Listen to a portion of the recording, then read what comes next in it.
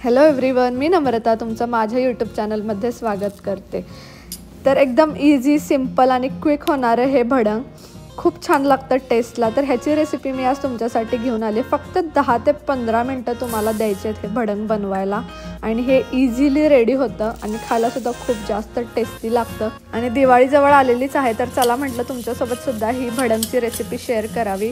एकदम simple ingredients वापरून मी हे भडंग कसं बनवलंय हे तुम्हाला बघायचं असेल तर हा व्हिडिओ शेवटपर्यंत नक्की बघा, तुम्हाला नक्की ही रेसिपी आवडेल। तर मी काय केलंय, एका कढईमध्ये 3 कप चिरमुरे घेतलेत, त्याला आपण काही लोक मुरमुरा सुद्धा म्हणतात। तर जे ते आहेत चिरमुरे, तर ते भाजून घ्यायचे चांगले। भाजून म्हणजे काय जास्त गरम नाही करायचं, नॉर्मली थोडंसं गरम करून घ्यायचं, म्हणजे जर त्याच्यामध्ये काय मऊ असेल किंवा थोडंफार काय असेल ना सॉफ्टनेस, तर तो निघून जातो आणि जे भडंग आहे ना ते एकदम कुरकुरीत होतं आणि जास्त वेळ सुद्धा टिकतं, लगेचच मऊ पडत नाही। त्यामुळे ना थोडंसं परतून घ्यायचं। आणि मी काय केलं, त्याच्यानंतर थोडंसं तेल टाकलं आणि त्यामध्ये 2 मोठे चमचे शेंगदाणे टाकले आणि शेंगदाणे ना थोडेसे छान ब्राऊन होईपर्यंत चांगले खरपूस भाजून घेतले। तर इकडे USA मध्ये ना आपण जसं इंडियामध्ये खातो ना भडंग बाहेरून पॅकेट आणून, तर तसं काही इकडे भेटत नाही। पण इंडिया स्टोअरमध्ये काही भडंग भेटतं, पण एवढं काही टेस्टी नसतं। पण मुरमुरे जे आहेत ना प्लेन, तर ते भेटतात। तर त्याचंच म्हटलं जरा भडंग बनवूया दिवाळीसाठी। आणि कधी पण घरी बनवलेल्या गोष्टी खूप जास्त चांगल्या लागतात। तर तुम्ही इकडे बघू शकताय, शेंगदाण्याला थोडासा लाईट ब्राऊन कलर आलेला आहे, तर हे भाजून झालेत।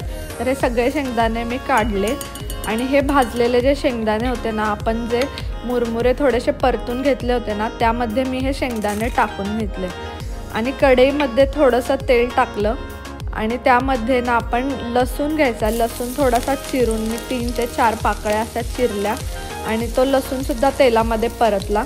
आणि लसूण परतत असताना मी त्यामध्ये कढीपत्ता टाकला। तर कढीपत्ताची पानं माझ्याकडे थोडीच अवेलेबल होती, तुमच्याकडे जास्त कढीपत्ता असेल तर तुम्ही तो थोडासा टाकायचा आणि त्याच्याने पण खूप जास्त मस्त चव लागते चिवड्याला। तर हा लसूण आहे ना मी इकडे चिरून टाकला। जर तुम्हाला लसूण चिरायचा नसेल तर थोडंसं खलबत्त्यामध्ये थोडासा जाडसर कुटून टाकला ना तरीसुद्धा चालतो। तर तुम्ही इकडे बघा, हा लसूण पूर्ण छान परतून झालाय, त्याचा कलरसुद्धा चेंज झालाय, म्हणजे हे छान भाजून झालंय। तर तो जो आपण भाजलेला लसूण आणि कढीपत्ता होता तो सुद्धा मी त्या भडंगवर टाकून घेतला आणि कढईमध्ये ना 1 चमचा तेल घेतलं आणि तेल आहे ना हे चांगलं गरम करून घ्यायचं। तेल गरम झाल्यानंतर आपण गॅस कमी करायचा किंवा बंद केला ना तरीसुद्धा चालतो, जेणेकरून आपली जी फोडणी आहे ना तर ती जळणार नाही। आणि त्यानंतर मी त्याच्यामध्ये पाव चमचा मोहरी आणि पाव चमचा जिरे टाकले। जिरे चांगले परतून झाले ना, त्यानंतर मी पाव चमचा हळद टाकली। हळदसुद्धा भाजून झाल्यानंतर आपल्याला यामध्ये लाल तिखट टाकायचं। तर मी यामध्ये 1 टीस्पून लाल तिखट टाकले आणि लाल तिखट टाकून झाल्यानंतर आपली फोडणी रेडी होते। गॅस बंद करायचा त्या स्टेजला आणि जे आपण ही फोडणी तयार केली ना, तर ही फोडणी पूर्ण आपल्या त्या भडंगवर आपल्याला टाकायची आहे। आपल्याला फक्त एवढेच इन्ग्रेडियंट्स वापरायचे आहेत, काही जास्त आपल्याला अजून ह्याच्यामध्ये टाकायचं नाही आहे। फक्त हे 4-5 इन्ग्रेडियंट टाकून झाले ना की आपली फोडणी रेडी होते आणि ही भडंगवर टाकून घ्यायची। आणि गरम असतानाच आता यामध्ये आपल्याला मीठ टाकायचं आहे चवीनुसार। तर मी आहे ना यामध्ये पाव चमचा मीठ आणि पाव चमचा साखर टाकली आहे, म्हणजे पावडर शुगर टाकायची, जेणेकरून आहे ना थोडीशी भडंगला खूप छान चव येते। आणि सगळं मिक्स करून घ्यायचं आहे। सगळं मिक्स करून झाल्यानंतर तुम्ही इकडे बघा, हे आपलं भडंग आता रेडी झालं आहे आणि थंड करायला ठेवायचं आणि थोड्या वेळानंतर तुमचं खायला हे भडंग रेडी आहे। तर इतकं इझी, सिंपल आणि क्विक होतं हे भडंग, काहीच वेळ लागत नाही। तर या दिवाळीला तुम्ही ही रेसिपी एकदा ट्राय करून बघा।